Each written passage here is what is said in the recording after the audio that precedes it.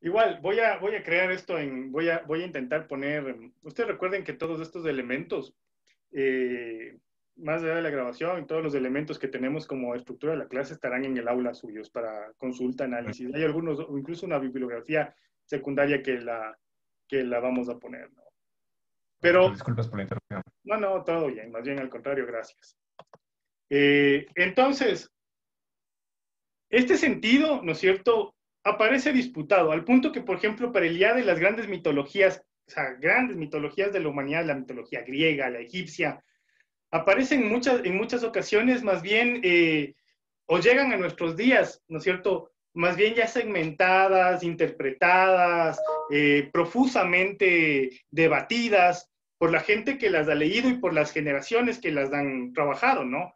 Entonces, él dice que evidentemente toman, digamos que, elementos de los que investigan, de los pueblos con los que se dialoga, en fin, ¿no? No se puede hablar de un mito, de un marco mítico, un marco ritual como algo prístino, sino como algo en transformación, ¿no?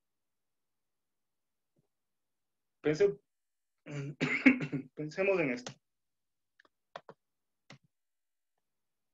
Entonces, si partimos de esta coyuntura, ¿no es cierto?, como para ir asentando, los mitos y también las prácticas rituales, como todo aquello que tiene dimensión temporal, tienen auges, ¿no es cierto?, tienen espacios de auge y también están condenados a desaparecer, ¿no? Por ejemplo, aquí les pongo un ejemplo que citó la Pau en la otra clase, ¿no es cierto?, que tiene que ver con la figura del animero. Y aquí les traigo a una de las fotos que hicimos de don Enrique Angulo, animero de Puéllaro. Esto habrá sido el año 2013, 2014 máximo, cuando con su consentimiento decidimos cómo documentar el rito, y para hacerlo él impuso ciertas condiciones, ¿no? O sea, una de ellas era el silencio absoluto. Otra era que nadie le podía perseguir, ni mucho menos. Entonces hubo que instalar ciertas cámaras en ciertos lugares específicos donde él ejecutaba el rito y esperar a que pase para que este hecho quede grabado. O sea, básicamente, esta persona, ¿no es cierto?, hace ya, si decimos el 2014, ¿qué año habrá sido, Dani? ¿O Fish? Fue 2013 o 2014, amigo. Entonces, el 2013. Han pasado 7 años y nosotros suponemos que ya don Enrique no ejerce más, no hace más, no es el artífice más de este rito de las almas, ¿no? Muy, muy significativo en ciertas zonas de España y de América. Pero esas condiciones nos impone él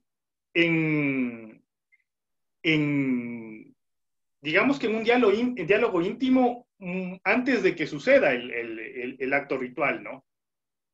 El problema es que, claro, este elemento se convierte en un insumo de investigación, llega al municipio, ¿no es cierto?, en forma de trabajo de papeles de investigación, la etnografía, con otros animeros de la zona y toda la cuestión, y llegan las grabaciones, y la cosa es que no sabemos en qué momento esto se tergiversa, y entonces si fue el 2013 la investigación, en el 2014 aparecen unos flyers, ¿no es cierto?, indicando que justamente en noviembre, el animero de Quito visite Puéllaro en noviembre y sea parte de este rito. Y la cuestión es que cuando nosotros vemos esto, pues nos asusta mucho, ¿no? Tanto por el sentido como había sido recogida la experiencia de parte de su protagonista, de su ejecutante, no es protagonista, de su ejecutante, como por lo que significaba volverle un espectáculo, ¿no? Entonces ahí es donde yo justamente planteo esta pregunta, ¿es compatible, no? Porque en su momento, claro, el municipio había impelido a la gente que vaya a ver un rito de finados muy llamativo, ¿no? Pero la cuestión es que no tuvieron en cuenta los elementos, componentes fundamentales de ese rito, que era en primer lugar la soledad. En segundo lugar, el hecho de que se estaba expiando algo, ¿no? O se está pagando algo, o se está cumpliendo una promesa. Es decir, don Enrique Angulo en su momento nos dice, hace tantos años, me parece que más de 30 años o 40 años, voy donde el sacerdote y le pido que yo ser el animero porque mi hija ha muerto, ¿no? Muere a los 11 años su hija y él decide ser animero y cumplirle año a año esta práctica, esta devoción a su hija muy íntima, muy intensa, ¿no es cierto? Ya que requiere que él 9 días antes de finados vaya al cementerio a medianoche con ese traje con el que ustedes le vieron, se extienda frente a la cruz central. Esto es un poco, hemos intentado comparar también con las investigaciones de la PAO y los animeros de Guanando, son similares, ¿no? Pero acá es uno solo.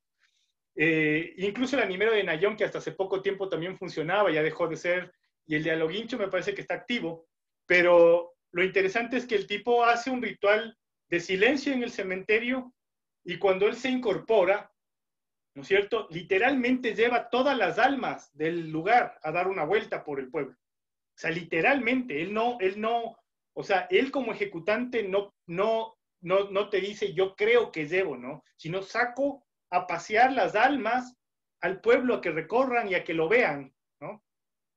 Y como todo rito, requería una aceptación, ¿cierto? Y una validación por parte de la comunidad en la que está siendo receptado.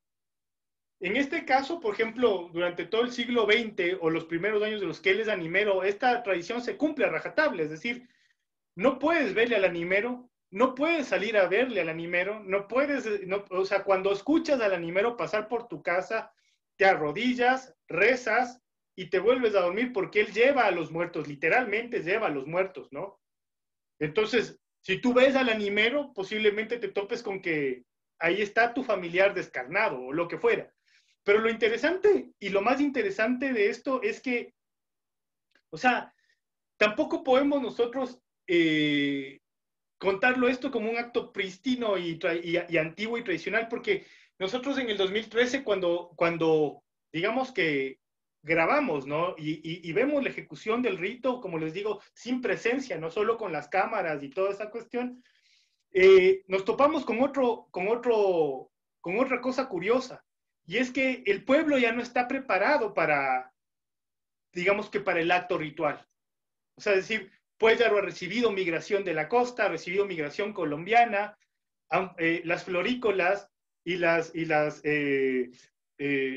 establecimientos para la producción avícola son importantes y requieren esa mano de obra, ¿no? Entonces hay mucha gente de Colombia que está en la calle, está tomando, ¿no? Está en el parque, mientras el animero pasa y hay este choque, ¿no?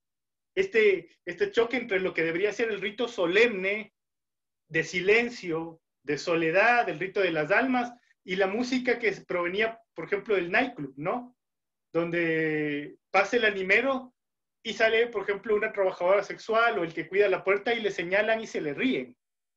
Entonces, o sea, en ese sentido, o sea, entender el lado más profundo de la disputa y de la lectura del símbolo y del rito, ¿no? Es decir, ese mismo espacio que fue sagrado, que fue muy, muy potente para la misma colectividad, pierde sentido en otro momento histórico, ¿no? Entonces, en algún momento nos dijeron la gente del municipio, ¿y esto qué va a pasar? O sea, la tradición se va a morir. Y nosotros decimos, sí, como muchas. Eso está condenado a morir, si seguramente era tan viejo don Enrique Angulo que quizá ya no lo haga, no sé. Pero era como nuestra promesa, como catalogarlo, ¿no? Y como grabar elementos del rito. Es sorprendente, ¿no? Es súper profundo, ¿no? Que un hombre vaya con esta túnica y se pasee por el pueblo y que en cada esquina toque la campana 3 veces y diga con su voz lastimera un Padre Nuestro y un Ave María por el descanso y alivio de las almas del santo purgatorio, ¿no? Mientras en el fondo sonaba la música del nightclub, es lo que les digo, ¿no? Entonces, qué elemento tan duro, y al mismo tiempo, por ejemplo, cuando el municipio empieza a decir, bueno, esto es interesante, entonces promovámoslo como un atractivo turístico, ¿no? Y llega una marejada de gente a ver al animero y el animero intenta no salir de su casa, porque pierde sentido, ¿no? Porque no es una cuestión, porque es una cuestión que está de alguna forma cumpliendo una práctica tanto íntima para el sujeto que la ejecuta, como para la población que recibe. Recuerden que las almas a las que hace circular son las almas del pueblo. Por eso es posible todavía encontrar estos elementos en poblaciones más chicas, ¿no? Como Guanando, donde estudia la PAO, o en Aloguincho, que a pesar de ser parte de Puellaro, está bastante alejada del centro de la población y todavía es una comunidad ligada al ejercicio agrícola y sigue perteneciendo a Quito. Y supongo que habrán bastantes más todavía en algunos sectores del país. Supongo, he leído sobre animeros de la costa, ¿no? En sectores rurales de Esmeraldas, de Manabí, pero, o sea, claro, como un mapeo de esto, pues es un mapeo ya de un rito que está en franca oposición a lo que representa, ¿no es cierto?, el desarrollo urbano. Entonces, o sea, como para entender la disputa de un rito, ¿no? O sea, no es algo... Y aquí les pongo en este sentido, si por ejemplo es compatible con el espectáculo, ¿no? Y aquí, en este caso, era como que no, asistimos a un rito en transformación. De hecho, por ejemplo, aquí tienen ustedes una foto de la fosa de la Sociedad de Animeros. Esta no es en el poblado de Aloguincho, ni tampoco en Puellaro, sino en Tumbaco. Y es interesante porque Tumbaco, ¿no? Al ser una zona ya mucho más conurbada, mucho más cercana a Quito, afectada por el desarrollo urbano, pues ya no hay animero hace bastantes años, ¿no? Sin embargo, las evidencias de la existencia de la tradición existen, donde entonces aquí ya entramos en un espacio donde esa práctica ritual ha desaparecido, ¿no? Ahora, esto es interesante, colegas, ¿no? Me hago la pregunta, ¿todo relato relacionado con la muerte o algún sentido de ruptura es un mito? Entonces, la respuesta es no, ¿no?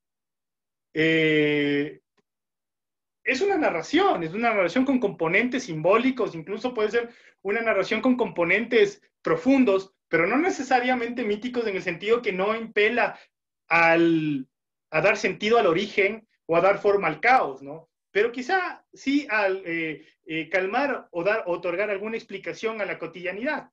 Entonces, por ejemplo, aquí les presento a María Uchiña de Nayón. En el 2010 hicimos una etnografía también ahí.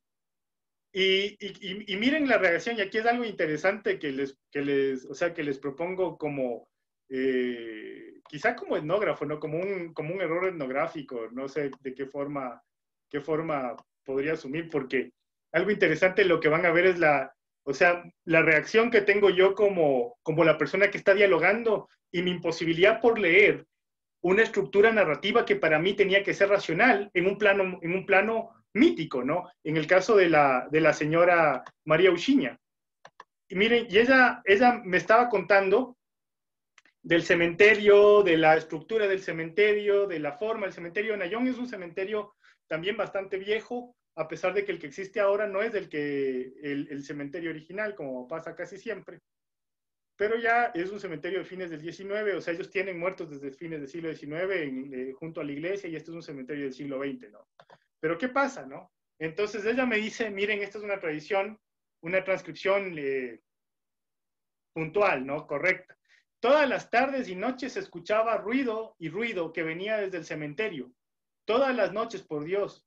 Cuando averiguamos, vimos que era un mono.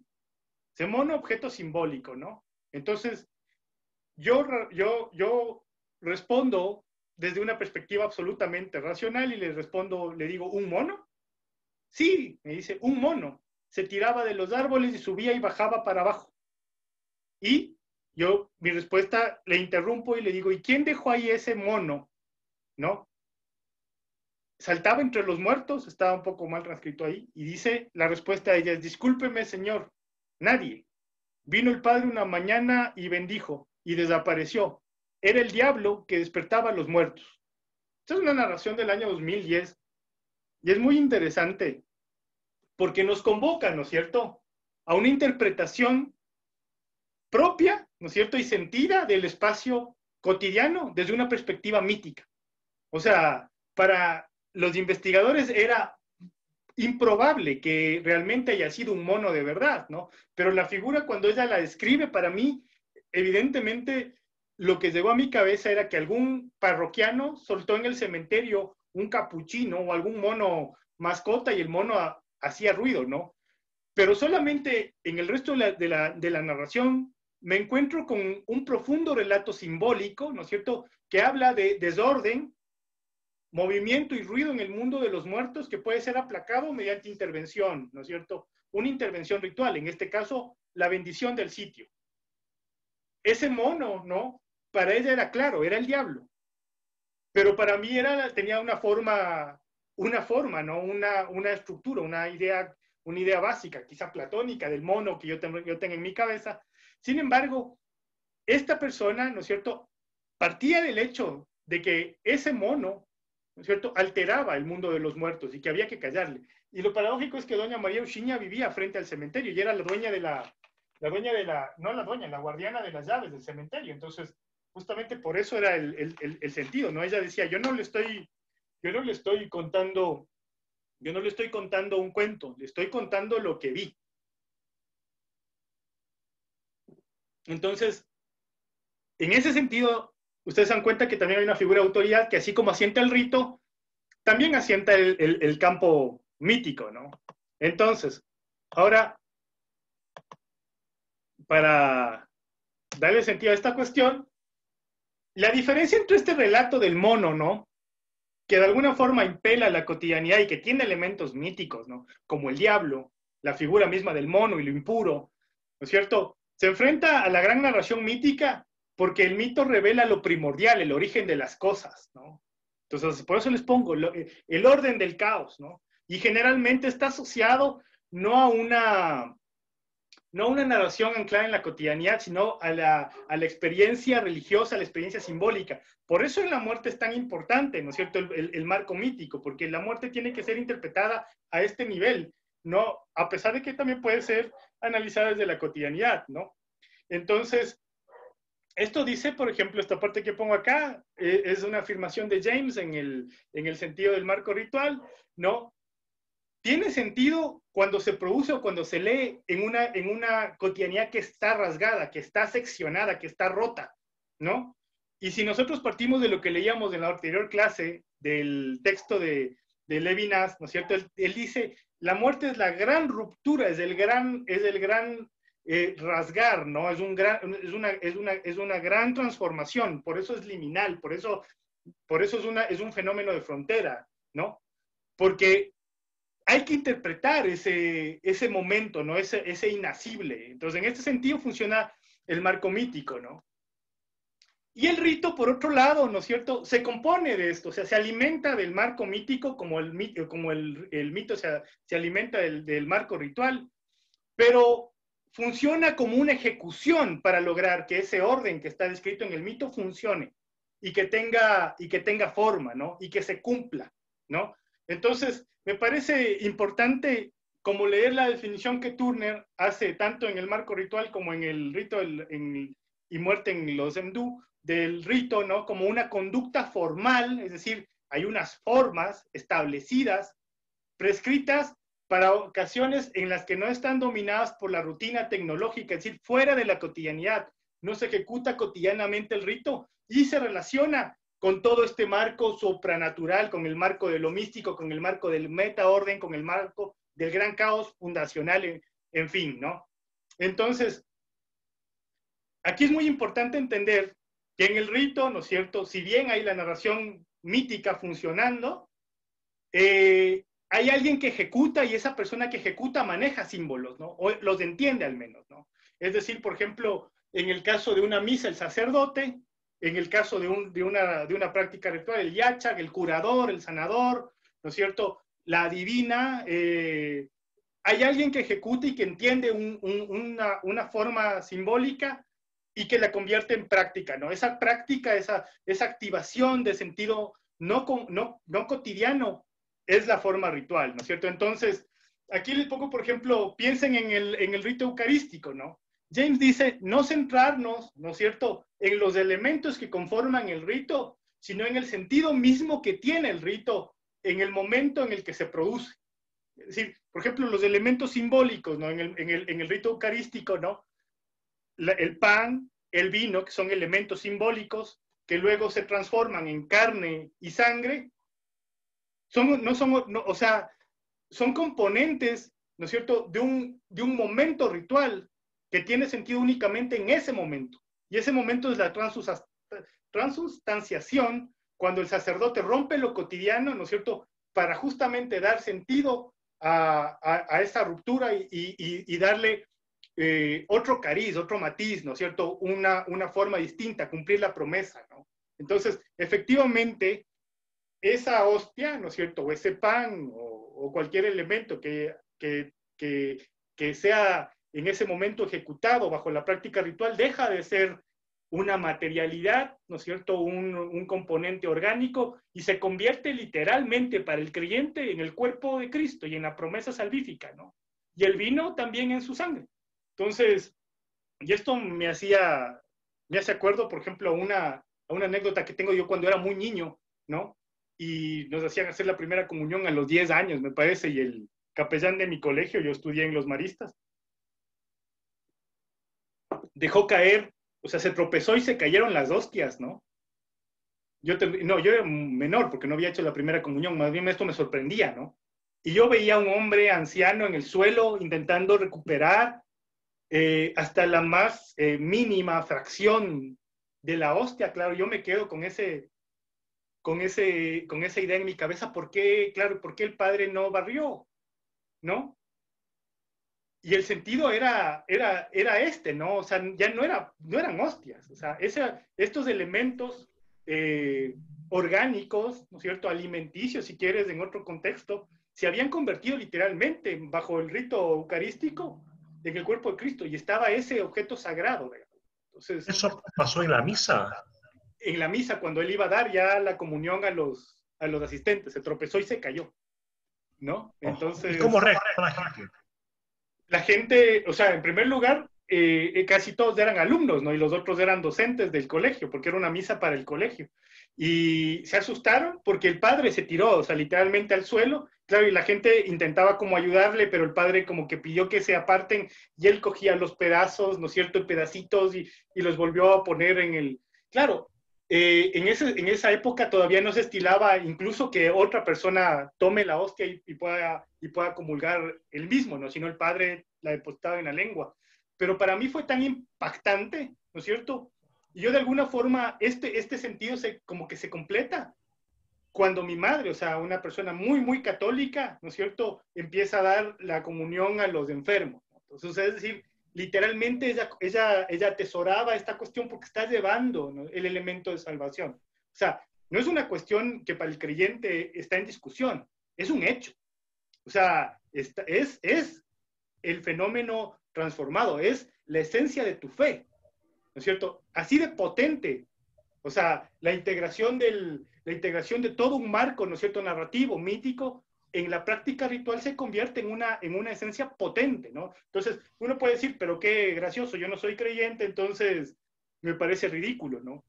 Pero para el que cree, para la persona que adscribe, ¿no es cierto?, eso tiene un sentido profundamente importante, ¿no? Entonces,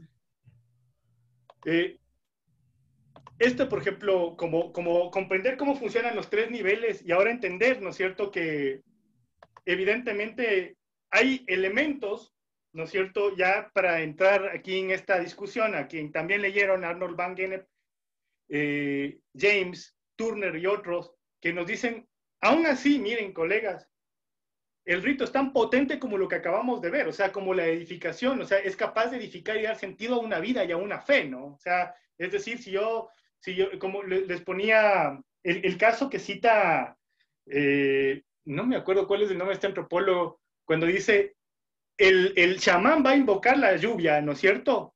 Y él dice, ejecuta su rito, ¿no es cierto? La comunidad le ve y efectivamente después de un tiempo llueve y la gente dice, ha sido ejecutado, ¿no? O sea, así de potente y transformadora la idea de la ejecución del rito. Hay ritos que representan aún más para quien es parte de eso, o para quien los vive, ¿no? Entonces, a esos ritos particulares, a estas formas rituales particulares que no se ejecutan, digamos que con una programación, sino que son parte de las distintas facetas, de las distintas etapas de la vida, les van a llamar ritos de paso, o ritos de transición, o ritos de transformación, ¿no? Pero sobre todo ritos de paso en el gran lenguaje antropológico, y uno de estos es la muerte, ¿no? Y el rito de paso, y esto es algo muy importante porque lo vamos a continuamente a leer históricamente, lo vamos continuamente a ver estructuralmente, y lo vamos a ver y lo vamos a interpretar ritualmente también. Es interesante porque al menos plantea esta situación en niveles, ¿no? Alguien, el rito de paso, alguien está en un sustrato, se ejecuta el rito y esa persona pasa a un sustrato superior, no inferior, superior siempre. Entonces, incluso Turner, ustedes leyeron, y Van Gennep va a decir, ahí tiene que haber una estructura social, ¿cierto? Y un arriba y un abajo que determine esa transformación, ¿no es cierto? El niño guerrero, que es un niño, pero que después de ejecutar un rito de paso, sale y le dan su lanza y se convierte en hombre, ¿no? El tipo entró siendo un niño, se ejecuta un rito y el tipo se transforma en hombre. La niña que entra a la misa con pantuflas, ¿no es cierto? Entra a la misa a los 15 años con pantuflas, el sacerdote le da su bendición, se ejecuta ese pequeño proceso, ese pequeño cambio, y ella usa tacos, y de repente sale convertida en mujer. Son esas etapas de transformación. El mito, por ejemplo, el mismo rito del matrimonio, ¿no? O sea, uno ingresa y se convierte en una unidad ya dual, ¿no? Pero dentro de estos, por ejemplo, es sumamente importante el rito, o sea, quizá el rito más de paso más importante son los ritos funerarios. ¿Y cuál es esa posición superior en la que les digo? O sea, tiene que ver con ese humano, ¿no es cierto?, que en un momento está vivo y fallece. Y ustedes se han dado cuenta, uno tiene una particular relación con el vivo, incluso con el agonizante. Pero esa relación que tenemos, ¿no es cierto? Yo, mi amigo, yo, mi conocido, yo, mi alumno, yo, mi jefe, ¿no es cierto? Es una relación lineal y para nada, digamos que fuera de lo común. Pero cuando una persona enferma, adquiere este otro sentido, ¿no? De hecho, esa suerte de reflejo de lo que eres al final, ¿no? Esa situación con caducidad fijada. Al punto que, por ejemplo, a mí me gustaba un poema mucho de Baudelaire, un poema que viene en Mi corazón al desnudo, que no es un poema acabado, en el que dice, cuando vemos a alguien enfermar, abrigamos en secreto la esperanza de que muera. O sea, si no es alguien cercano, evidentemente, ¿no? Porque es como la afirmación de tu propia finitud. Dime. Una pregunta. Gennep afirma, por ejemplo, y es un poco la explicación que yo me hice de lo que Gennep decía respecto del rito de paso, es como que es un proceso de intermediación entre lo profano y lo sagrado. Así es. Digamos, entre estar vivo y muerto, ¿no? Y, digamos, y se habla de que el rito, digamos, de esta práctica ritual de paso, digamos, elimina o disminuye los efectos nocivos de las perturbaciones que hay en este periodo de transición. Y ahí habla de un término, y tú lo acabas de mencionar hace un momento, que es como el proceso liminar, o el rito liminar, o la liminalidad. Y tú mencionaste dos palabras que nos interesan, que es margen y, digamos, como rito de frontera. Entonces, yo a mi entender, la liminalidad o liminar es como este proceso de transición, pero de acuerdo a Turner, no solamente es un proceso de transición, sino que también establece relaciones, digamos, inclusive de poder entre lo que está abajo y arriba, etcétera, ¿no? Entonces, así es. Quizás es pertinente, quizás a mi modo de ver también, porque me queda la duda respecto de este rito liminar, porque se habla de frontera o margen, cuando en realidad mi modo de ver sería transición. Sí, el problema, y de hecho ese es el aporte que Turner hace a la explicación de Van Gennep, ¿no? O sea, él habla ya de estos ritos que tienen como eje esta transformación, ¿no es cierto?, en la que el que entra no sale igual, y que al menos tiene una ruta de ida y una de regreso, ¿no? Entonces, yo creo que vamos a responder esto en la siguiente, porque esto tiene una función, ¿no? Entonces yo les digo, cuando les estaba explicando esta cuestión, o sea, cuando nos acercamos a la persona que no solamente está muriendo, sino que agoniza, esa persona, ¿no es cierto?, en ese elemento, en ese cuerpo, en esa corporeidad, en esa geografía, ya están enraizados ciertos elementos que a nosotros nos hacen despegarle del sentido del ser humano, si quieren ustedes, común y corriente, ¿no? Y entra en esta etapa, en lo que yo les llamaría por ejemplo, este sería el periodo de liminalidad, ¿no? Que es esta suerte de fantasmagoria, ¿no? Donde el vivo, ¿no es cierto? La persona que vive, agoniza, muere, se transforma en un fantasma y luego efectivamente alcanza su condición de difunto cuando el rito ha sido ejecutado, ¿no? O sea, esta idea de cómo puedes interpretar los sentidos, ¿no es cierto?, que tiene la muerte en una persona que está cercana, en una persona que tú le ves, que tú aprecias, entonces adquiere esta suerte de dimensión intermedia que luego efectivamente lo transforma en una entidad, en un ancestro, en una persona a la que ya le puedes poner una vela y pedir una plegaria cuando él ha sido enterrado, ¿no? Entonces, mientras está en ese lento proceso entre la agonía y el espacio de inhumación, entonces es esta línea extraña, ¿no es cierto?, difusa, en la que Elías nos dice, es humano, pero no, tiene elementos humanos, todavía se habla de él como presencia, pero ya no está, ¿no es cierto? Entonces, esa condición le podríamos llamar justamente, ¿no es cierto?, ya siguiendo a estos autores, como la liminalidad, y aquí ya la dibujo, ¿no? Entonces, desde la agonía, ¿no es cierto?, si nos planteamos esta idea de que esa persona que muere se convierte en algo distinto, ¿no es cierto?, se transforma en algo distinto, ¿no es cierto?, esa persona, ¿no es cierto?, que muere, mientras es un alma en tránsito hasta esa otra forma, independientemente de cuál sea su creencia, ¿no es cierto?, es un fantasma, es decir, está en este espacio de transición, como bien dices, Fausto, este espacio indefinido, ¿no? Este espacio que además tiene que cesar, tiene que acabar, ¿no? ¿Se puede asimilar la noción de liminalidad a la palabra nimbo? ¿Sabes qué? Interesante pregunta, Franklin, pero difícil. O sea, tendríamos que, cuando vayamos a analizar, sobre todo el texto de Legoff, podemos como preguntarnos, porque la liminalidad tiene que ceder bajo la ejecución del rito. El limbo era como un estado, ¿no es cierto?, de purificación. Pero no necesariamente depende de la ejecución ritual para que eso cambie o no, ¿no? Sino que estaba poblado de almas que no habían pecado y cosas así. O sea, tenía una particular, o sea, como un espacio, como una explicación mítica, si quieres, de un tipo de muerte, ¿no? Pero no había como, o sea, yo entiendo que no había cómo sacarle del limbo mediante una acción ritual, sino que era una determinación. Entonces, la liminalidad es tal en tanto puede ser vencida, ¿no? Puede ser transformada. Es decir, esta persona que agoniza, que aquí no le podríamos poner, ¿no?, o sea, como vivo o agonizante o muerto, se convierte en fantasma en el proceso de liminalidad y luego se convierte no en difunto, sino en ancestro. Y se integra a esos otros que vencieron lo que debieron. Por eso yo pongo lo que vencieron lo que debieron, porque depende de lo que creas, ¿no? O sea, hay ese otro, por ejemplo, si ustedes ven en el libro de los muertos, indicaciones para hacer lo que tienes que hacer para llegar acá, a esta cancha de cañas y lo que sea.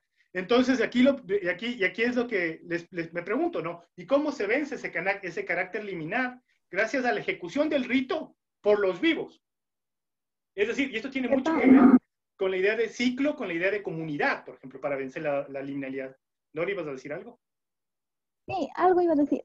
Entonces, por eso era muy gratificante para los vivos este sentido de agonía, porque estaban en esa transición, en ese paso, les estaban ayudando más que un accidente, por ejemplo, que salió y no regresó y se acabó. Pero era un privilegio cuidar al enfermo.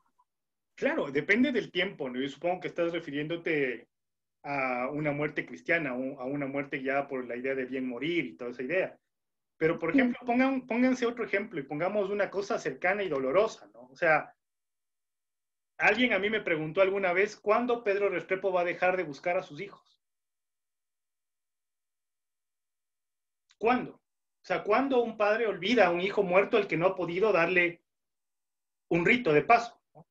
O sea, ese cuerpo, ¿no es cierto? Ese resto que no recibe la atención permanece en ese carácter liminal hasta que el otro, hasta el que está esperando la ejecución, muera, o hasta que haga algo que le quite o que le dé paz, ¿no?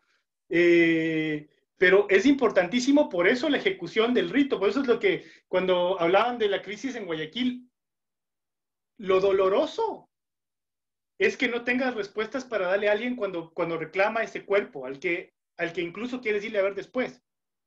Pero ese es el problema de la ejecución del rito. O sea, depende de en qué momento histórico estés analizando cómo funciona, pero lo importante es que se ejecuta de una forma.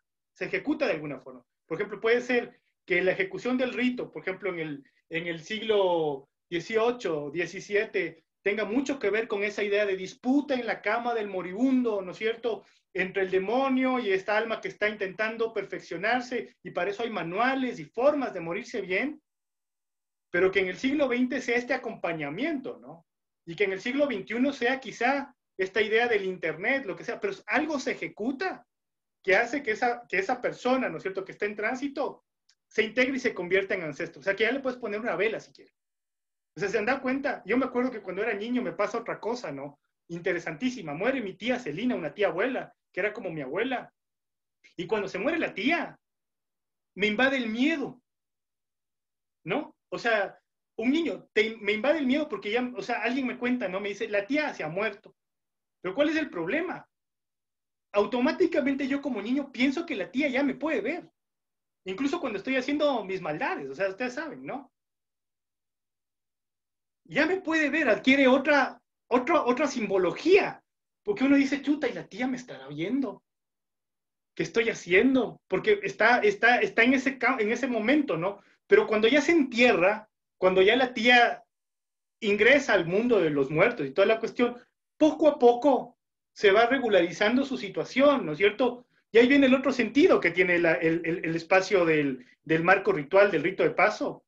O sea, que por un lado le convierte al ancestro, ¿no es cierto? Que por un lado, mejor dicho, por un lado al difunto le convierte en el ancestro, pero por otro lado, esa comunidad que ejecuta el rito también se sana.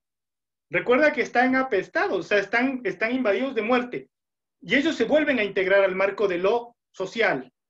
O sea, el muerto se integra al mundo de los ancestros y los vivos, los deudos, se integran al marco social. Por eso el duelo pasa.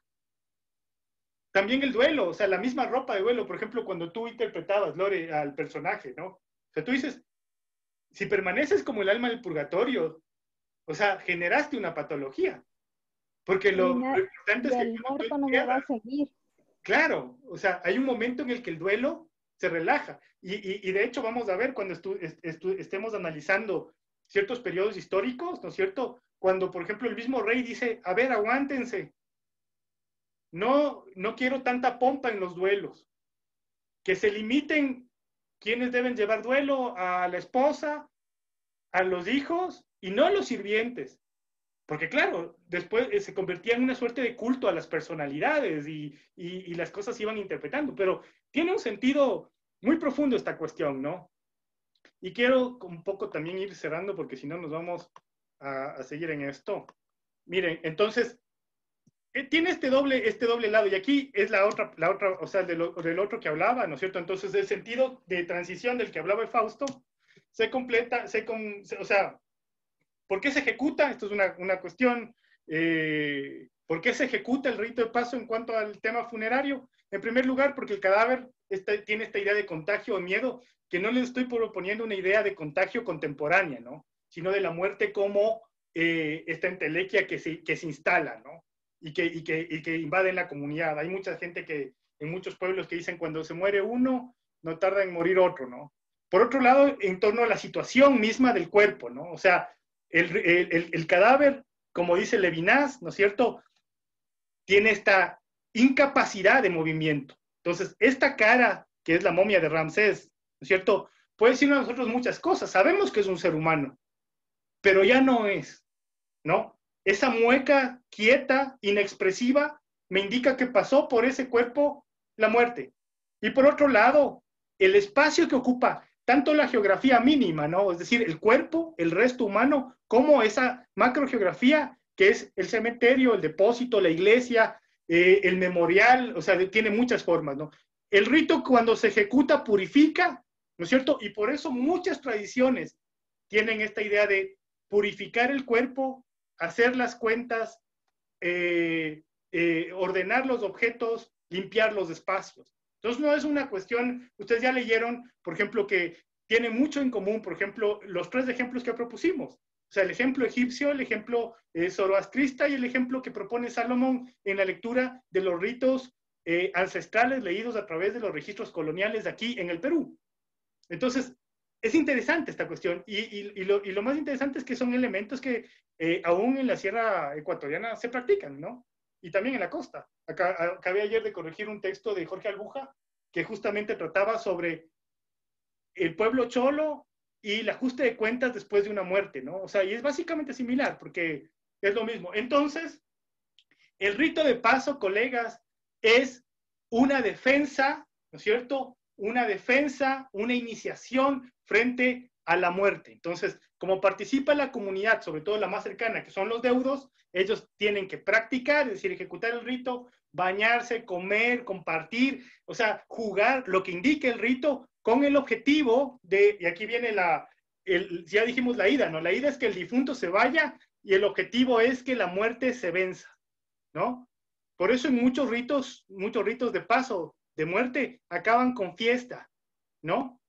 En un espacio en el que la comunidad se sana, ¿ya? La comunidad se alivia, la comunidad se integra, la comunidad, en fin, ¿no? O sea, llega el momento, es muy común, por ejemplo, en los espacios contemporáneos, hablar de que, ¿no? Ya hallarás paz, ¿no? Y te acompañaré y toda la cuestión. Igual funciona, se sana y todo se calma.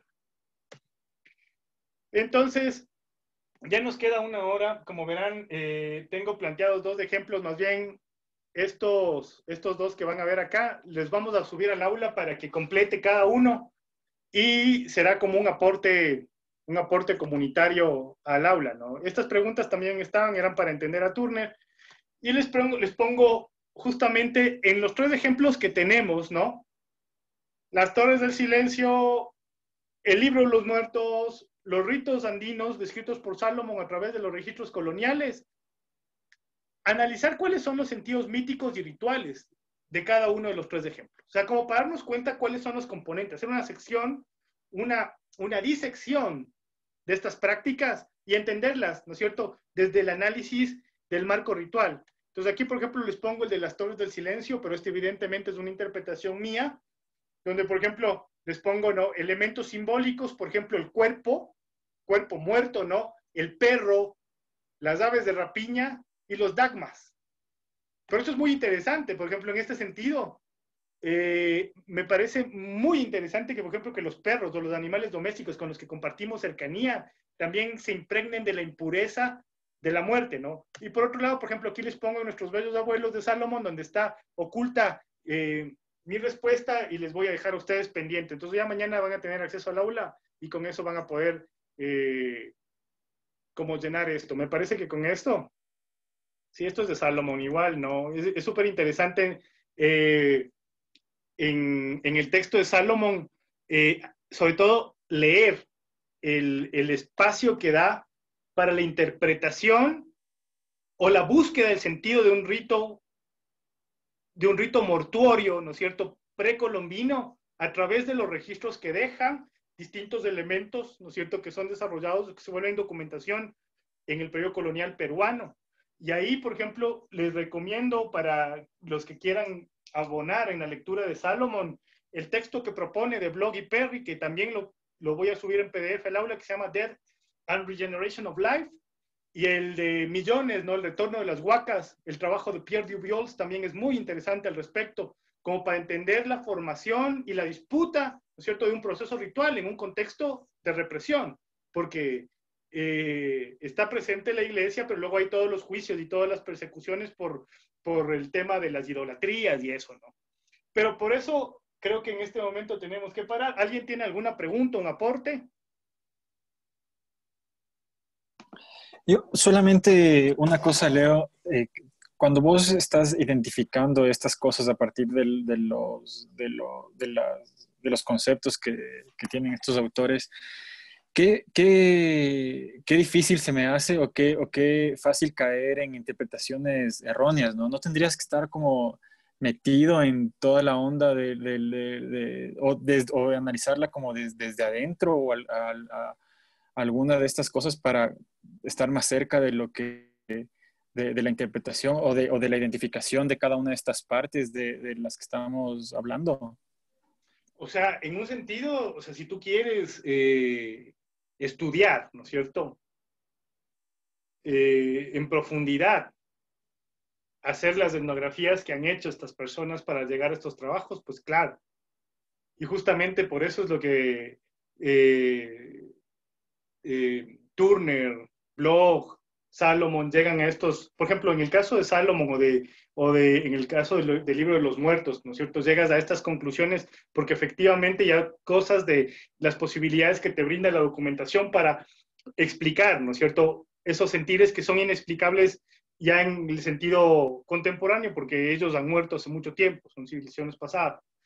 Pero ahora en un sentido comunitario sí, en gran medida sí, pero tampoco, ¿no? O sea, es como muy evidente, te digo, o sea, ver el funcionamiento del marco ritual en el ser humano, porque es básicamente, yo considero que es algo que te vuelve humano, ¿no? O sea, es uno de los sentidos que te da forma, o sea, no hay o sea, por más que te desancles, ¿no? Que intentes romper y racionalizar el todo, el ser humano es una especie profundamente cultural, ¿no? Y la interpretación cultural no es en estricto senso racional, si quieres, ¿no? O sea, hay esa parte, pero en gran medida convive, ¿no? Con el pensamiento mítico, con la relación, con la interpretación que das al sentido, ¿no? Y es básicamente cuestión de leerle, ¿no? Y de intentar entenderle. Por ejemplo, cuando se trata de ritos de paso que tienen que ver con la muerte, por ejemplo, es muy importante entender que va a haber el proceso de transición hacia algo, ¿no? Incluso, por ejemplo, hay personas que me dicen a mí, bueno, yo no soy creyente, entonces yo no aspiro a un espacio de divinidad o de trascendencia, lo que fuera. Pero de alguna forma también hay un espacio de trascendencia a nivel de memoria, no sé, de objetivación de relato, incluso cuando vos mismo te conviertes en un relato. Entonces, o sea, si va a ser producto, por ejemplo, si vos piensas proponerle eso como parte de tu proceso de investigación, me parece que hay que dedicarle mucha cabeza para entender, ¿no es cierto? Pero por otro lado, también se puede intuir, porque todos somos humanos, entonces en última instancia también hay ese nivel de interpretación, ¿no? En el que, por ejemplo, lo simbólico está permanentemente funcionando. O sea, de hecho, por eso les digo, o sea, no funcionara si fuera inteligible solamente para algunos. No funcionara, o sea, no tendría el carácter potente que tiene que ser entendido, tiene que ser asimilado, ¿no? O sea, la colectividad de hecho enfrenta de manera similar el rito, a veces ni siquiera tienes que decirle a la gente lo que va a pasar, ¿no? Sino que simplemente hacen. Yo me acuerdo que en alguna ocasión en la capilla mismo intentábamos, esta es una investigación del Dani Rivera que está aquí, intentábamos justamente entender el sentido de la muerte de un niño en la comuna, ¿no? Y cuando les preguntamos, era como que todos se quedaron viendo y todos sabían qué hacer en caso de muerte de un niño, ¿no? Y te decían, es de blanco, se le hace una cuna, en esa cuna se le pone al niño y uno de los sentidos que descubrió el Dani no era esta idea de que, porque en muchos relatos etnográficos, por ejemplo, te dicen que no, que hay fiesta y toda la cuestión. Y el Dani decía que, claro, la gente decía, no, sí se sufre, ¿no? Pero tienes que bailar para alegrarle. O sea, para hacerle sentir que se está yendo alguien que no pecó, que no hizo daño, lo que fuera, ¿no? Entonces, de alguna forma, la comunidad incluso en ese rito, o sea, podíamos entender que el funcionamiento estaba enfocado hacia que el niño se sane, ¿no es cierto? Que el niño se vaya, pero al mismo tiempo que los padres hayan sosiego, ¿no? Al punto que el fallecido don Manuel Simbaña, líder de San Miguel del Común, nos contaba que cuando muere su hija, alguien se levanta y le dice, baile, papá. O sea, ¿no? O sea, baile. Recuerde que ganamos al final, ¿no? No es una muerte injusta. Y en ese sentido sí puedes leerle, ¿no? O sea, puedes leer qué sentido tiene el blanco, qué sentido, incluso, por ejemplo, ya vamos a ver más adelante en esta misma clase, pero, por ejemplo, hay comunidades en las que se ejecutaban y se ejecutan juegos en el velatorio, ¿no? Y cuando la Nati Rivadeneira expuso esto en España, había gente que había los ojos de otras latitudes que decían, ¿cómo en el Ecuador se juega? Entonces, bueno, pero es una tradición andina. Y él decía, bueno, no solamente se juega, sino que son juegos que tienen funciones y recrean la época de la siembra, de la cosecha, el tiempo comunal, entonces hay peleas para llamar la atención de las mujeres, pero al final tienen ese objeto, el mismo objeto, ¿no es cierto?, de acompañar, de que el acompañamiento no sea triste, enteramente triste, hay momentos para la tristeza, hay momentos para la alegría y para que el muerto se vaya bien, ¿no? O sea, hay cosas, por ejemplo, que no se entienden si no preguntas, ¿no? Si no estás metido ahí. Por ejemplo, nos decían, por ejemplo, que a la tumba había que changarle, ¿no? Entonces, el changarle, que viene de pierna, y decía, o sea, es como que cuando ya le hacen la cuchiloma, ¿cierto? Esto es igual en Calderón, le hacen la cuchiloma, pero eso se practica en todo lado, todo pinta, en todo lado. Ya te hacen la cuchiloma, hay alguien, o sea, pasas y vas de un lado al otro saltándole, ¿no es cierto? O sea, como que le pisas bien y sales, ¿no? Entonces nosotros no entendíamos, bueno, ¿y cómo funciona? ¿Para qué? Entonces alguien decía, es que es la vez en la que le demuestras que estuviste ahí, por eso pisas fuerte, ¿no? Y ese mismo pisar fuerte, por ejemplo, apareció en las guanjas también, ¿no? O sea, pise fuerte para que ellos nos oigan, están acá. Entonces, todo tiene un sentido, ¿no? Y no es tan complejo. Y recuerda que es parte del humano y tiene que ser entendido al menos por el conglomerado donde se ejecuta así. Ahora, que hay alguien que maneja la simbología y que ejecuta la práctica, sí, eso es para que se ejecute el rito, pero el pensamiento mítico, el funcionamiento de la práctica ritual es entendida por todos. Si no, sería como un conocimiento revelado, y eso no es amplio, es total. Por ahí va la cosa. Claro, claro, me olvidaba que tenía como este sentido, o sea, ahorita que explicas me doy cuenta que tiene como este sentido que no es solamente esta relación entre los que hacen el ritual y el difunto, sino entre toda la gente que pertenece a la comunidad, claro. Claro, todos se entienden, y si no se entiende, no, o sea, por ejemplo, yo rescaté una que se llamaba El Haya Padre. No es La Haya Padre, era una versión de la caja ronca acá en Rumiñahui. Yo estoy en el cantón Rumiñahui, por cierto, el doctor Gómez Jurado tiene un buen libro sobre Sangolquí, en el que hay algunas cosas interesantes también al respecto. Pero me contaban, ¿no? Unos de los últimos guasipungueros de la hacienda Fajardo, me contaban una versión particular de la caja ronca. Entonces, que tiene un sentido moral y toda esa cuestión, pero que ellos, por ejemplo, cuando bebían, ¿cierto? La gente decía, va a cruzarse con esa procesión de esqueletos, ¿no es cierto? Entonces dice que algún rato estuvo bebiendo este personaje que me contaba y se escondió detrás de un penco porque pasaban a esos esqueletos, ¿no? Pero odiaban a los vivos, decía, ¿no? Al punto que se olían, o sea, cuando pasaban por ahí y decía que olían, ¿no? Y decían algo así como, qué asco, ¿no? Todo lo que me contaba estaba en quichua, ¿no? Entonces, no sé si el Dani sabe cómo se dice, pero era algo así como, una cosa así. Pero decía, entonces yo le decía, ¿qué le están diciendo a esos muertos, no? Decía que ellos pasaban al lado tuyo, iban buscando, como decía, por aquí huele a vivo. Y me decía, no huele, apesta a vivo, ¿no? Era como esa cuestión de, por aquí hay un vivo. Y claro, entonces ahí había un sentido. Y la esposa me quedaba viendo mientras él relataba la tradición. Y decía, aquí todos vieron. O sea, sí, ¿cachas? En ese sentido era válido porque no era una excepción, no era mi cuento, ¿no? sino que decía, todos vieron, aquí todos vieron esa misma cosa. Entonces, es válida en ese sentido, está aceptado. En este caso, una narración con componentes, ¿no es cierto?, pedagógicos y míticos, pero no es un relato fundacional ni mucho. ¿Alguien más?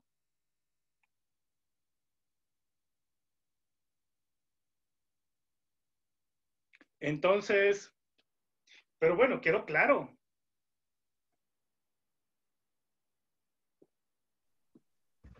¿Quiénes Sí. no han hablado?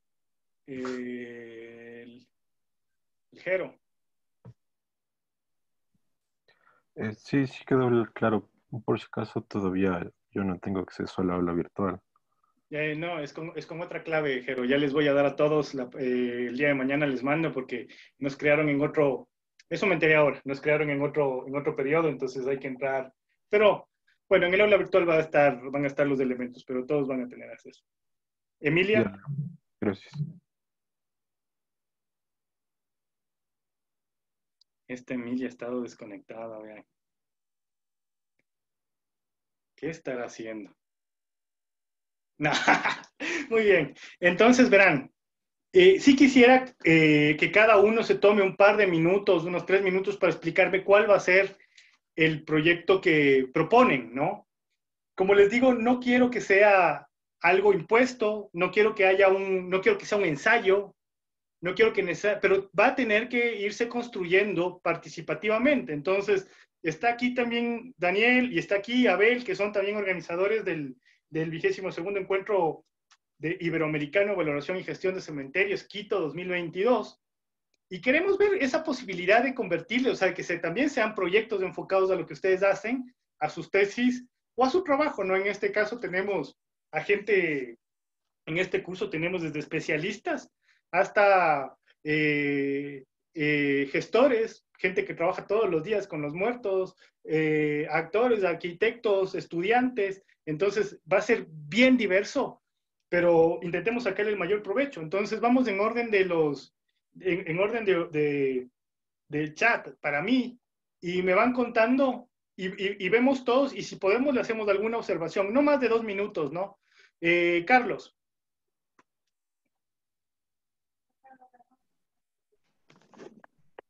Buenas tardes con todos. Eh, Como tiene que ver con el proyecto de tesis, pues bueno, en mi caso les cuento rápido. El proyecto consiste en hacer una historia conceptual con base en las páginas del Ecuador de Marieta de Ventimilla. El tema y en donde estaba pensando que encuentro una relación con la muerte en sí, va de la mano de un texto que leí del fragmento de un texto más bien, que bueno, habla acerca de imaginarios, habla acerca de, bueno, de un poco de representaciones, en fin, que le pertenece a Natalia Beatriz Loza Mayorga, cuyo título es que para ser poetisa tienes que haberte muerto. Y bueno, ahí es un análisis acerca de la producción literaria hecha por mujeres en la década de los 50 en la Casa de la Cultura Ecuatoriana. Por eso es que, bueno, Marieta de Ventimilla entra o sea, es mencionada y todo lo demás.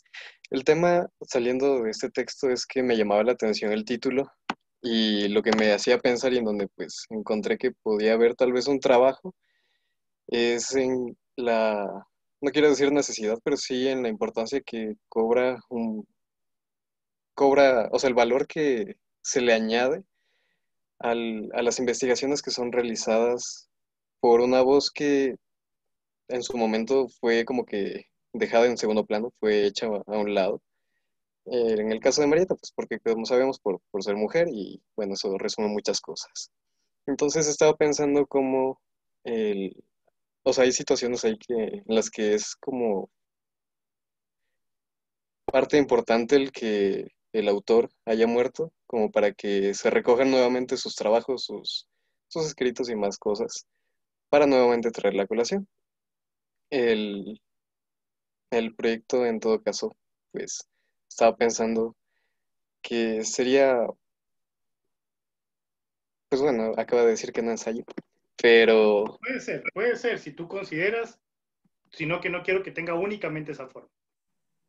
sí, en todo caso, y lo que estaba pensando era eso, más, o sea, más bien o sea, sé que no es algo que pasa como que con ella, sino con muchos autores.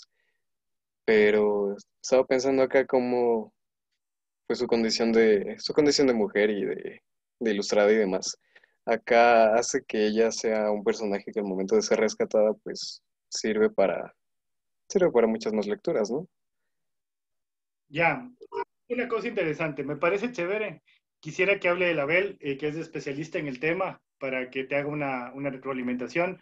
Pero más allá de eso, me gusta mucho y habría que encontrarle sentido. Entonces, para la próxima, no para el lunes, sino para el próximo jueves, quiero que cada uno a su proyecto le den forma, ¿no? O sea, y que tenga, y voy a crear un espacio en el aula para que todos lo puedan subir y podamos forear, ¿no? O sea, a mí me parece muy interesante. Abel, ¿qué opinas? Sí, está súper bien. Me parece que y lo que podrías hacer ahí es tratar de, sin meterte mucho, tratar de transversalizar el tema de género y ver, digamos, cuáles son las dificultades de ser mujer en un mundo literario, ¿no? Pero sin profundizar mucho y a partir de ahí entender o intentar reflexionar en torno a la muerte como una doble carga, ¿no? Eres mujer y a pesar de que eres mujer y escribes bien, tienes que morirte para, digamos, ser concebida como poeta, ¿no? Entonces ahí tienes dos cosas que son súper valiosas. Hay un texto que sacaron hace unos 6 o 7 años, si no estoy mal, que está hecho solo por mujeres poetas de Ecuador, que también te puede servir. Yo tengo el texto, te puedo facilitar, que es justamente es Mujeres en la literatura ecuatoriana. Y tengo otro que es Mujeres en la literatura de Latinoamérica, que es justamente entender cómo funciona o digamos cómo se articula la idea de las mujeres escritoras en distintos aspectos de la literatura, ya sea poesía, ya sea ensayo, ya sea cuento, y digamos qué cosas marcaron eh, la vida de esas mujeres en torno a lo que hacían y en torno a sus vidas, ¿no? Entonces, digamos, ahí tenías un punto de inflexión también. Eh, Eso, el tema de los seudónimos, también tienes ahí un montón de cosas súper chéveres en torno a eso.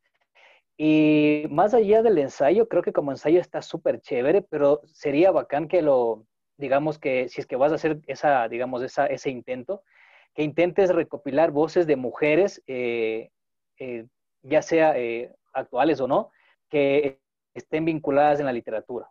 Hay un montón que te pueden servir y que quizás te pueden dar como una línea en cuanto a fortalecer todo lo que quieres decir en tu texto. Me parece interesante. Una cosa que no te entendí, Carlos, y ¿cuál es o sea, cuál es la relación que estableces entre Marieta Vintimilla y las mujeres en los 50? Bueno, primero, muchas gracias, Abel. De ahí o sea, bueno, básicamente era para explicar de dónde saqué la idea, porque el texto, pues bueno, como le decía, es de Natalia Beatriz Loza. Uh-huh. Es ella quien habla en, esa es una tesis, de hecho, es un trabajo bastante extenso en el que habla de la vida cotidiana de mujeres justo en la década de los 50, pero recopilado con lo que se encuentra en la Casa de la Cultura. Y encontré esta tesis porque hace una breve mención a Marieta de Vintimilla, justo en un capítulo en el que habla acerca de los imaginarios. O sea, como igual, una vez que las autoras mueren, pues la imagen que se construye nada más o sea, es completamente imaginada. Y justamente es así como se sigue construyendo el personaje y otras cosas. Me parece interesante, pero desarrollale. Por favor, el primer ejercicio el próximo jueves, desarrolla esta idea para leerte en profundidad. Emilia.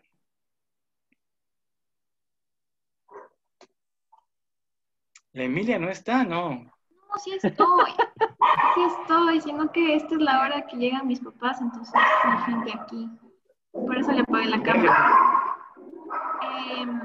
A ver, mi tema de tesis está relacionado con una mujer de finales de la colonia que se llama Antonia Gijón y voy a hablar acerca de sus cartas. Entonces, hay momentos donde ella habla de la muerte como un recurso casi que político y económico frente a sus hermanos, porque Antonia es una mujer que es empresaria, o sea, tiene sus haciendas, tiene en Peguche tiene su heladora, entonces tiene una hacienda ahí y bueno, el patriarcado y toda la cosa hace que ella esté en desventaja con sus hermanos, que también son herederos de su padre. Entonces, una vez que su padre muere, las cosas se complican porque quieren que ella tenga menos, o al menos eso es lo que ella escribe en sus cartas. Entonces, ella usa estos recursos como la muerte de su padre, de que su padre le dijo o no le dijo estas cosas, como un recurso para luchar económicamente con sus hermanos. O sea, la muerte como argumento. Interesante, también te pido que Sí, desarrolles. o sea, mi tesis es sobre estrategias del débil. Entonces, Ya. en eso se va a centrar. Entonces, esa es una de sus estrategias. La otra es que siempre finge que está enferma, o al menos esa va a ser mi La hipótesis, enfermedad también ¿no? es otra cosa muy interesante. O sea, Sí. es como una... Entonces, pero tengo que centrarle porque solo es como la idea de la muerte que está ahí, pero no sé cómo enfocarle específicamente. Bueno, si gustas, en algún momento y tienes algún avance, me envías y pensamos, ¿no? También, ahorita cada uno va a pensar, pero está interesante. ¿Qué opinas, Abel? Igual, otro texto. Me parece que está súper bien. O sea, sobre todo en el tema, en la época de la colonia, digamos, hace varias centurias era súper complejo para las mujeres tener o acceder a recursos si no era a partir de la figura masculina. Y que proponga esta idea de la muerte o la enfermedad como recurso político o como una suerte de intento de empoderamiento femenino frente a la capacidad adquisitiva que tienen los hermanos o el padre, me parece súper chévere, me parece súper bacán. Tienes mucha tela que cortar ahí, está súper general, desarrollale y igual si es que necesitas ayuda, textos o lo que sea, avísame, no hay ningún problema. Igual lo mismo. Muchas gracias. Él estudia la muerte desde las dinámicas de género, ¿no? Entonces, cualquier cosa que va por ahí, teoría o pues, a la vez. Esteban, eso sí, vamos a ver qué cosa propone, eso va a estar loco. Chuta, no sé si es que encaja o más bien ahí me guían un poco. Verán, la idea que a nosotros nos llamaba la atención era que hay como una imposición de homogenización en los símbolos de culto a la muerte, no sé cómo llamarles de manera correcta. Quiero decir que en el diseño de los cementerios y en el diseño al menos en las cosas que hemos visto, a pesar de que hay poco espacio para la personalización, de todas maneras ocurre de una manera muy espontánea en todos los sitios que hemos o que hemos revisado, digamos, que hemos encontrado de referencia. Y hay alguna gente que ha investigado esta cuestión de esta personalización popular o de diferentes tipos, dependiendo de tu nivel adquisitivo, me imagino, pero hay como una personalización clara, digamos, o una intención de darle, de sacarle de la homogenización que está impuesta algunas veces en la cultura en la que vivimos, esta cuestión de la muerte. Lo que a mí me interesa es qué pasaría si es que, o cómo podríamos diseñar una cosa donde esta personalización se promueva. Tú no puedes, digamos, para tú personalizar o para tú tratar de poner una apropiación de unos símbolos en lo que estás haciendo, no se hace en la nada. Hay un marco en el que vos intervienes, digamos, como las personas intervienen en un marco que tiene o sea, que les ayuda a personalizar a sus familiares o a la gente que está muerta. Entonces, a mí me interesa diseñar ese marco en el que haya esta oportunidad de que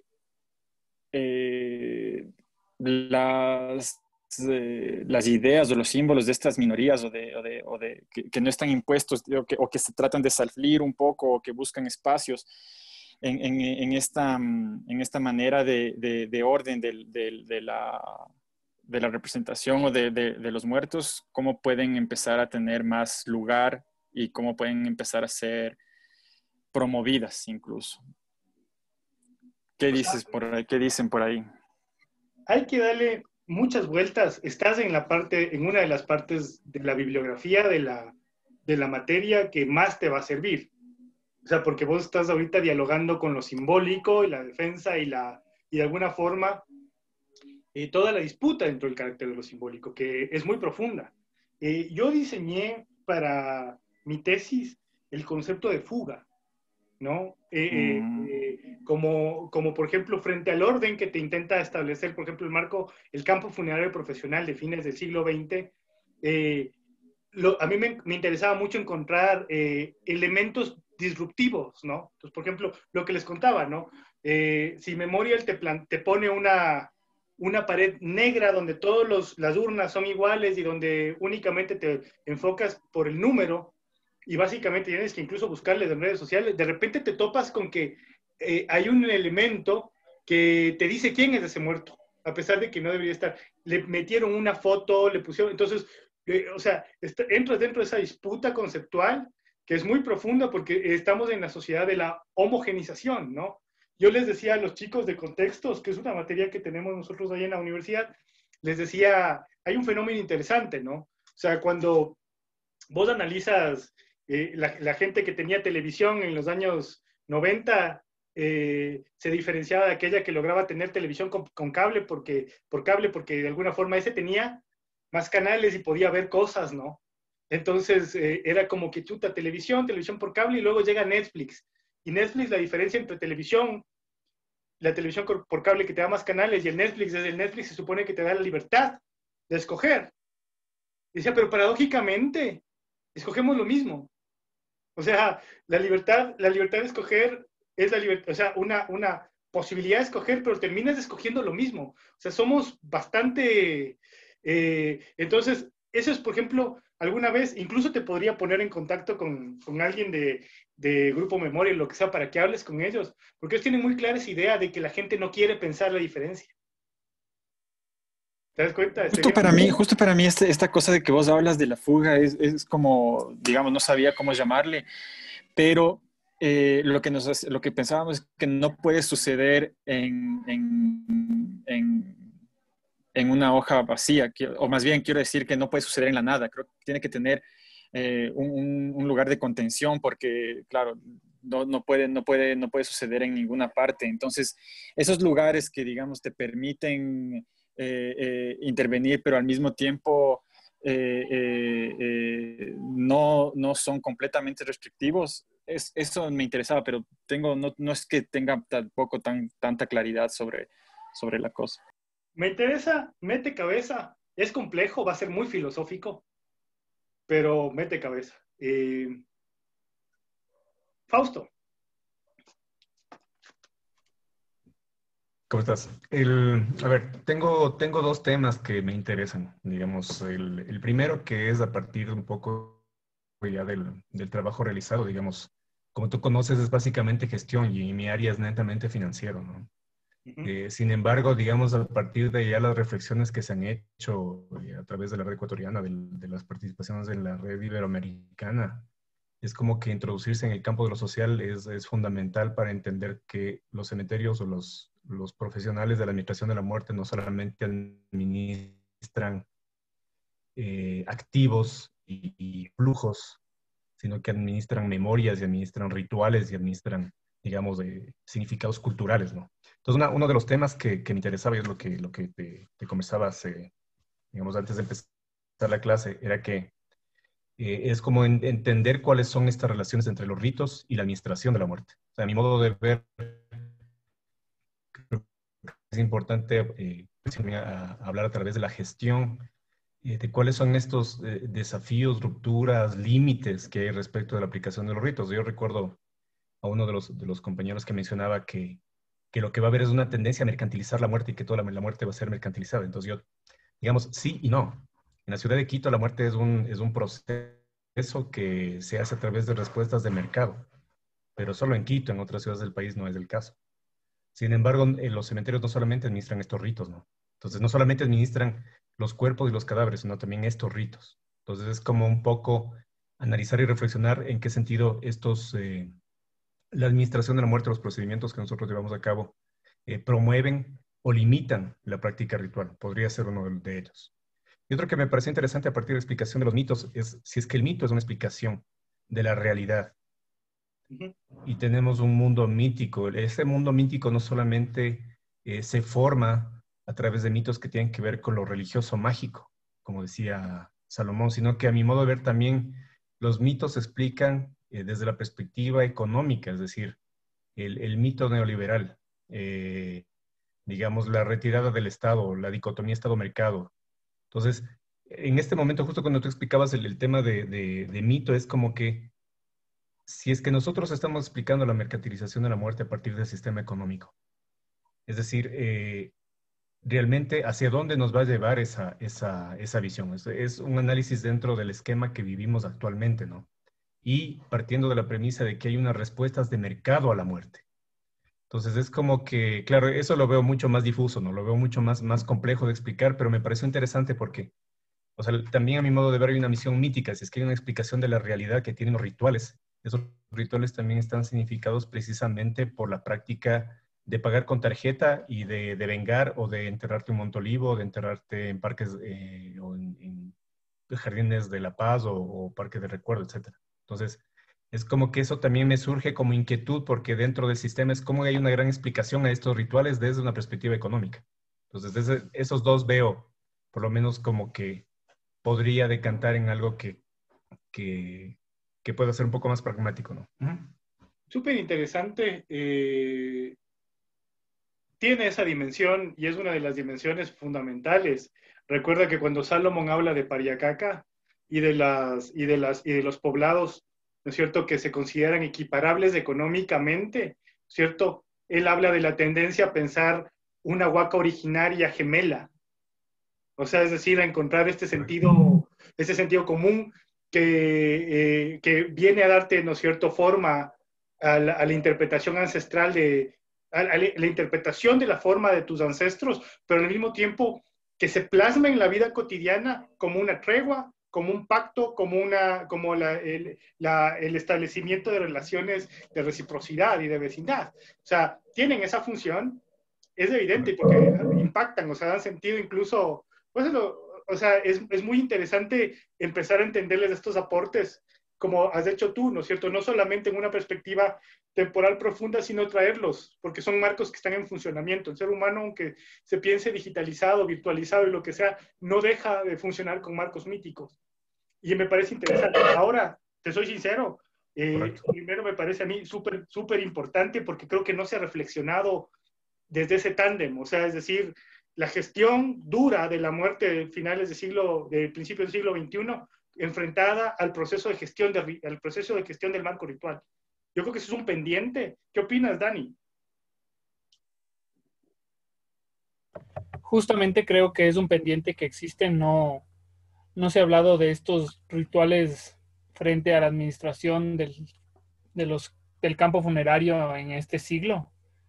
Entonces creo que por ahí el Fausto puede encontrar una arista que puede resultar muy interesante y puede empezar a generar este debate en torno a cómo desde el campo funerario se está realizando o influenciando, sí o no, a estos rituales que se están dando. Entonces, creo que por ese lado me parece súper interesante y súper válido lo que el Fausto propone. De todas formas, Fausto, preséntanos las dos.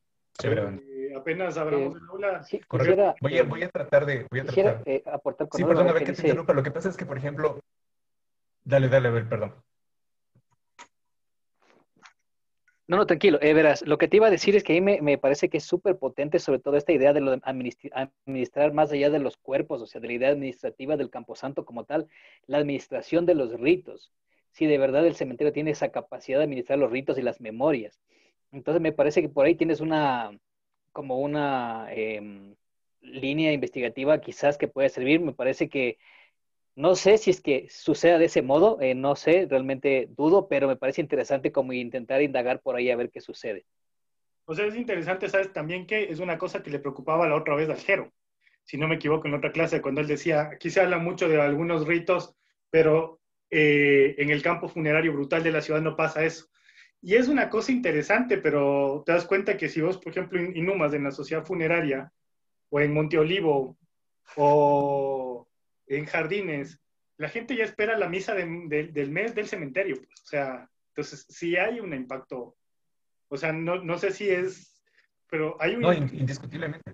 Claro, o sea, vos ya te esperas que... Es que hay un tema. Ibas a decir, Fausto. Correcto, o sea, el punto es que, claro, hay cuestiones que tú mencionas igual, por ejemplo, en la propia historia de la sociedad funeraria, porque es una historia del siglo XX prácticamente, es la explicación del campo funerario en el siglo XX y en realidad hay cierto nivel de influencia, pero, por ejemplo, la participación de la iglesia y el movimiento del centro al norte de la ciudad, la diferenciación geográfica entre el sur y el norte, la falta de espacios funerarios, o sea, todos esos elementos, a mi modo de ver, también, digamos, significan el rito y demás, ¿no? Entonces es un tema muy, muy interesante en realidad. Mete cabeza, Fausto, estás Sí, sí, tienes sí. cosas interesantes. Esto se viene, Chévere, gracias. bueno, Franklin. Yo estuve revisando algún material y espero hacer un artículo con perspectiva histórica, descriptiva, ojalá pueda llegar a un nivel interpretativo de los funerales conmemorativos, concretamente de dos casos, de Sucre y Bolívar, que tienen lugar en 1930, una vez que se cumplen 100 años de las muertes de estos libertadores. Básicamente en torno a lo que sucede en Quito, donde están pasando muchas cosas. Por ejemplo, la identificación de los restos de Sucre que ocurre a inicios de siglo y para los años 30, la concreción y culminación del monumento a Bolívar en la Alameda, que era un punto destacado de la ciudad entonces. De tal manera que quisiera reconstruir un poco las circunstancias en medio de las cuales tuvieron lugar estas ceremonias, el papel de la sociedad bolivariana, pero también el caso singular de Sucre, ¿no? Cómo se fue haciendo sus elementos conmemorativos, recordatorios en la catedral, más aún tomando en cuenta que sus restos se encuentran en Quito. Desde allí quisiera, no quiero ser muy ambicioso, sino centrarme en esos momentos, cómo se vivió, cómo se promovió, por qué se recordó, quiénes estuvieron detrás de impulsando este tipo de rituales, qué sectores se sumaron, se adhirieron, o también qué disensos hubieron, o qué disensos hubo en torno a estas ceremonias conmemorativas, pero que en todo caso son de carácter funerario. Me parece muy interesante, me parece que es otro de los elementos pendientes, ¿no es cierto?, que ya evaden el momento del acontecimiento y más bien te hablan. Hay un compañero nuestro que de los colegas que están aquí de la Escuela de Historia, que es Joseph, está trabajando algo similar, pero en torno a la construcción de la figura de García Moreno después del magnicidio en la prensa conservadora. Entonces, y son estos procesos de construcción. En este caso, por ejemplo, cuando tú mencionas grupos, pero al mismo tiempo ya memoria objetivada, ¿no? El espacio en la catedral, el monumento, que es memoria en disputa, que es memoria, es un tema muy interesante. Bueno, yo no sé si todo el resto de aquí conoce, pero Franklin es un historiador muy reputado a nivel nacional. De hecho, pronto editaremos un texto de él en las memorias de nuestros encuentros nacionales, y uno de quizá, yo creo que es el historiador más importante de Riobamba, vivo, ¿no? Franklin, supongo, no. Entonces, también si necesitan ayuda entre nosotros, que funcione como taller, y Franklin, si puedes también colaborar con algunas de las cosas que propongan los chicos, pues bienvenido siempre. Y con mucho gusto. Yo solamente quiero recordar una frase: el pasado no es monopolio de nadie, así que creo que respondo a tu amable referencia.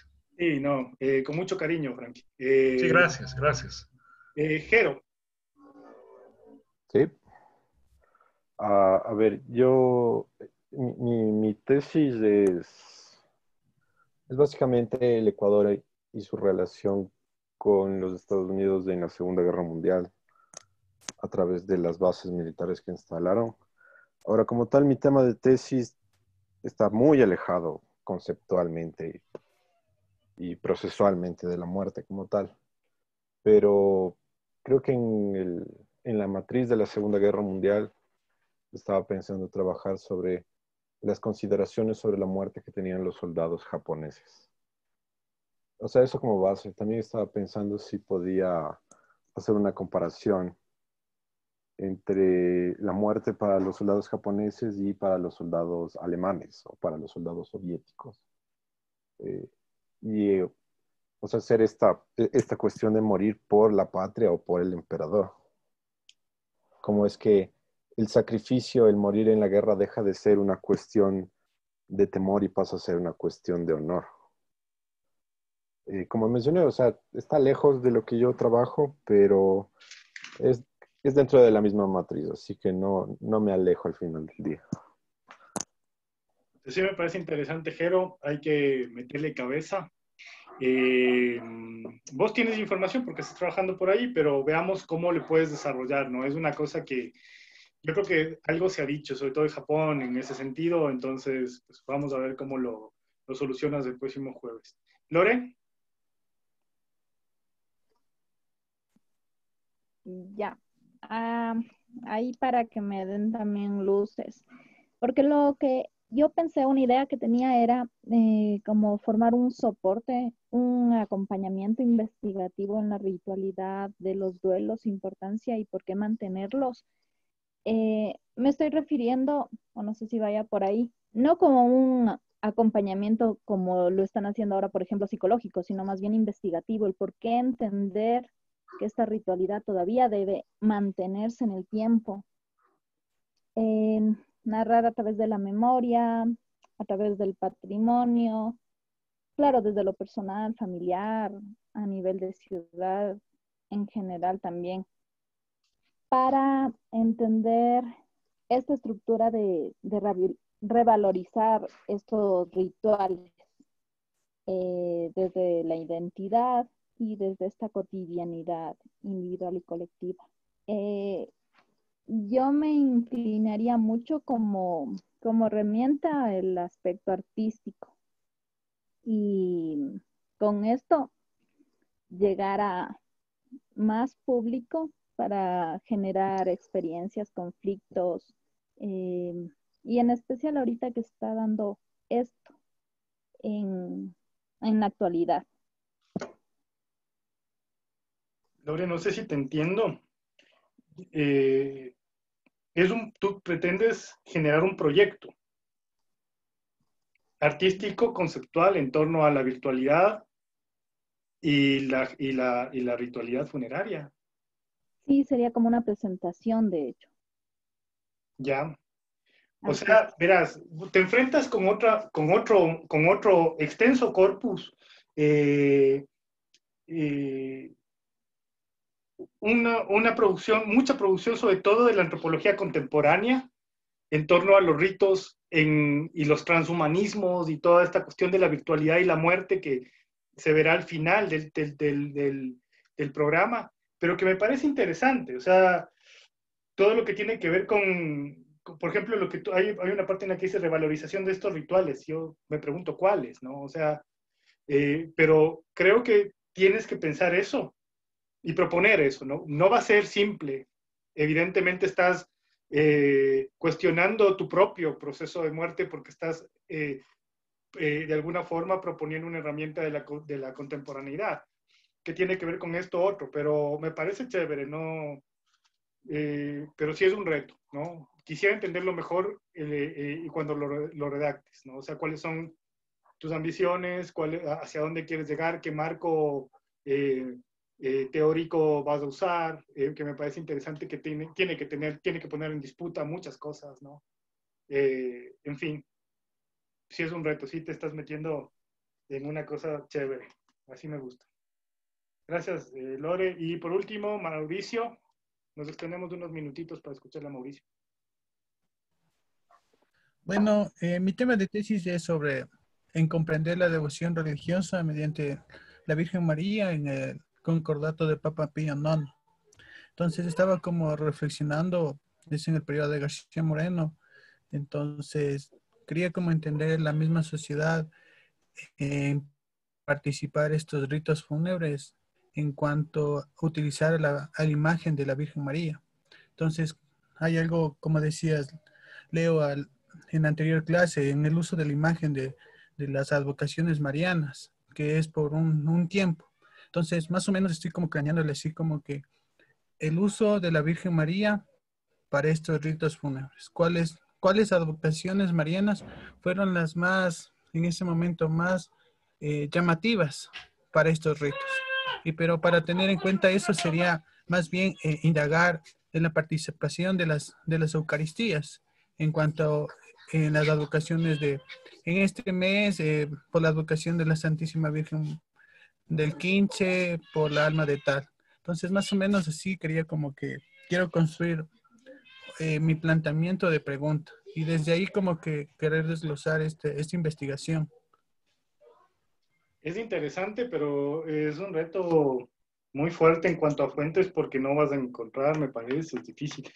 Pero de todas formas, voy a permitir que desarrolles para ver cómo va, ¿no? Pero tampoco te metas en una camisa de 11 varas que no vayas a poder luego solucionar. Recuerden que el fin de este curso, estamos pasando las partes más duras, ¿no? Es decir, luego tendremos clases más dialogales, más, sino que hay que asentar la conceptualización en estas primeras clases, pero el fin va a ser como intentar explorar y explorarnos, leer históricamente, pero al mismo tiempo plantear una lectura futura. Y en ese sentido, para los que están elaborando tesis, no se pongan como un peso enorme, sino que más bien la muerte es un campo tan amplio que invita a ser analizado en múltiples perspectivas, en múltiples campos de múltiples espacios, ¿no? O sea, es decir, está presente en casi todo. No quiero abusar de su tiempo, es una clase larga, de momento hemos cumplido con eso, pero de todas formas, les invito a que el día de mañana les voy a enviar al WhatsApp que ya tenemos sus claves y sus usuarios y contraseñas para ingresar al aula virtual, donde espero ya empezar a poner todo, ¿no? Y que se convierta también en nuestro espacio de debate. Es decir, no tenemos que esperar estas sesiones, sino que vamos a tener un foro permanente y un foro donde podamos nosotros incluso proponer, ¿no? Que nos lean nuestro proyecto, diálogos. Como les digo, no estoy aquí solo, tengo el respaldo también de los colegas de la red, también está Franklin, en ocasiones viene el doctor Gómez Jurado, que había estado con nosotros, que ustedes saben también es otro especialista en la muerte, y aquí, por ejemplo, si alguien quiere adentrarse en el mundo de la muerte de Quito, pues su libro es muy recomendado, muy amena la lectura, y también el doctor Gómez Jurado tendrá su espacio en las memorias del segundo encuentro nacional, porque básicamente la gente a la que le convoca este tema es gente muy parecida y tenemos esa curiosidad. Por mi parte, más bien dicho, un abrazo grande a todos. Gracias por asistir. Gracias, Leonardo. Y nada, y sigamos, comuniquémonos, ¿no? Un abrazo. Gracias, Leo. Muchas gracias, Leo. Correcto. Gracias, Leonardo. Leo. Estés muy bien. Gracias a todos. Cuídense. Hasta pronto. Muy amable. Chao, Franklin. Chao a todos. Chao, Leonardo. Chao, compañeros.